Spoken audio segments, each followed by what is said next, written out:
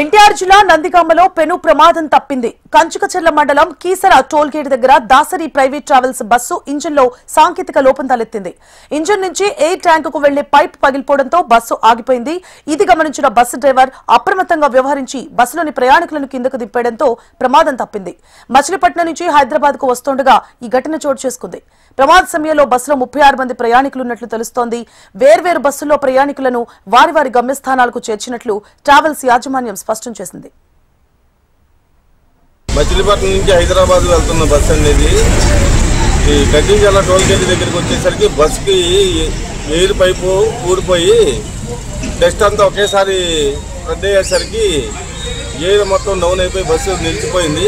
ప్రయాణికులందరినీ దించి వేరే బస్సు ఎక్కించి పంపించేశాము. దీనికి బస్సు కాలిపోయిందని మంటలు వచ్చేసినాయని చెప్పేసి వదంతులు బాగా వచ్చినాయి. అటువంటిది ఏం జరగలేదు. ఎయిర్ పైపు ఎయిర్ ఇంజిన్ నుంచి వచ్చి ఎయిర్ ట్యాంకులోకి లోడ్ అయ్యే ఎయిర్ పైపు ఊడిపోవడం వల్ల జరిగింది. అంతేగాని మంటలు రావడం కానీ ఇలాంటి అగ్ని ప్రమాదాలు కానీ ఏం జరగలేదు. అటువంటి ప్రమాదకరమైనటువంటి సంఘటనలు ఏం జరగలేదు. బస్సులో 30 మంది ప్రయాణికులు ఉన్నారు. ఎవరికి ఏం జరగలేదు. అంతా మంచిగానే ఉంది. అందరూ సురక్షితంగానే ఉన్నారు. మచిలీపట్నం